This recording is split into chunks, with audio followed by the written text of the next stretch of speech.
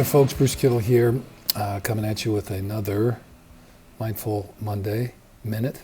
I don't know, MMM, or maybe it's MM, whatever. Anyway, hope you guys are doing good, and just want to wish everybody a Happy New Year. Hope it was great, that the holiday season's really good, and here we are on this Monday, kind of getting back to the real world again after this holiday season. So anyway, I do hope that it was a peaceful and mindful one for everybody, and that you're feeling good, rested and energized going into the new year, although I know that's not true for everybody, so we'll kind of see. I'm going to just hit the chime a couple times in silence and just invite you to take a couple deep breaths if you're able. If you want to close your eyes, you can, and if it's safe, fine.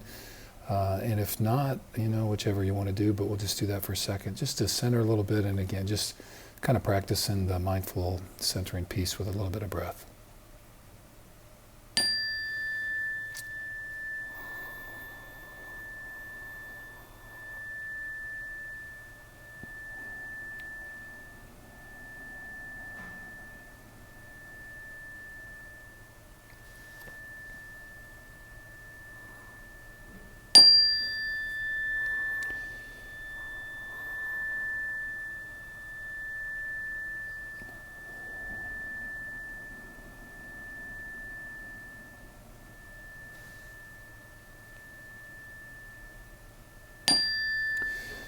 So on this last one, just inhale again, nice and deep and full. Kind of celebrate the reality of your lungs and your body and the miracle about being alive.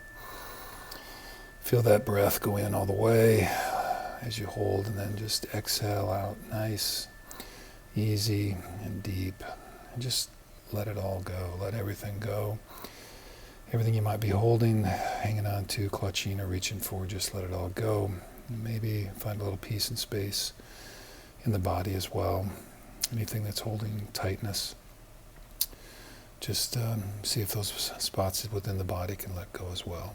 So just always a reminder that you can always use that breath for 2 or 3 counts, nice and quiet, full, deep, and let things go. Center yourself and come back in those moments when you're being tested about your own mindfulness. So today I just wanted to talk about, I'd written something up. I'm going to come back to the war of art, but I was really thinking about the New Year's Eve. And I think what got to me was, I journal all the time and meditate, do my yoga and all that kind of stuff. And I'm on these email lists and websites and all that kind of stuff with all these mindfulness people and all that, which is normally really good. But one thing about trying to be part of intentional community is that they're so intentional, it kind of wears you out, if you know what I mean. So like everybody's doing, I'm not ever been very big on New Year's resolutions, but I do believe strongly in the power and the need for kind of review and reflection, like what's going on. So it's hard to make adjustments on our course if we're not paying attention to, where we're going and how we got there and where we've been. So I do think all that's really, really important. But I guess as I was thinking about it, I think that can kind of add to a whole level of stress. Like, am I doing enough? Do I have to read a new book? Do I have to be part of a book club?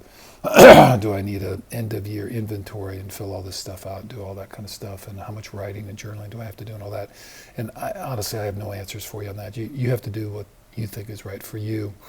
But I guess my encouragement is one, to think about it, to like acknowledge that maybe I should do a little bit of review on what happened last year and all that kind of stuff. And, we talk about last year, and I guess I just want to say, December 31 and New Year's Day, they're just kind of arbitrary dates. They do signify the Earth circling the sun, and I get that.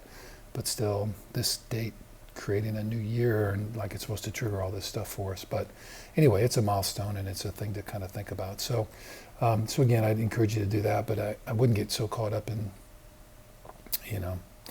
either beating yourself up or feeling guilty over not doing something, or feel so overwhelmed that you got to do so much work that it just stresses you out. So I guess what I do is encourage, and this is what I'm doing, and not saying it's right, okay, but is to hold some space for that. I think the one thing I've found is I do have to be really deliberate and intentional about creating some gaps in my schedule that I can spend some time doing some reflection. So I try to do that in some kind of ways, but in this time period in January, I'll do a little bit more of that and create some bigger spaces to kind of go through some chunks of different stages and areas of my life to kind of look at.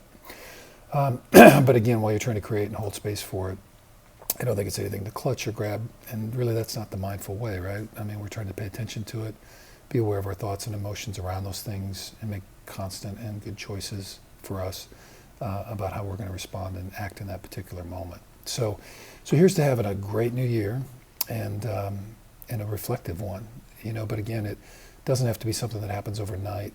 And I would encourage when you do that to do so with a heart filled with grace and with peace and with love, particularly for yourself, because I think we're all pretty hard on ourselves at the end of the year sometimes about all the things maybe we didn't get done or didn't quite reach those goals and all that kind of stuff. But I do also want to suggest that I believe deeply that, it's good to dream and to visualize and do all those things. And we want to have some lofty stuff hanging out there for us. And so we won't always reach all those things, but it's the pursuit of those things, and that we are filling our lives with passion and pursuing our dreams. And those are the things that make life so worthwhile, along with all the people in our lives that we get to share it with. So here's to the beginning of a reflective and intentional year, one filled with mindfulness and one filled with, again, grace for ourselves and for each other as we move forward, and maybe make some kind of minor adjustments about the way we're doing things. And maybe for some, it's going to be some big adjustments, and I mean, that's okay too.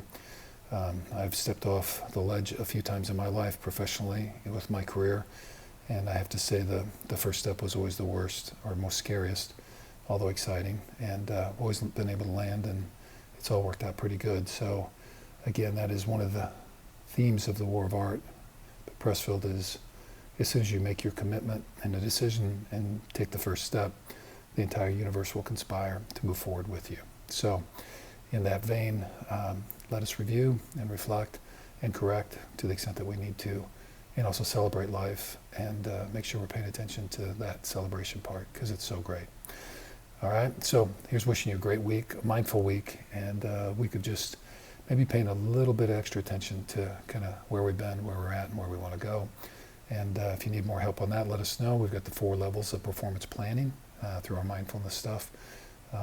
But again, just wish you grace and love along the way. Thank you.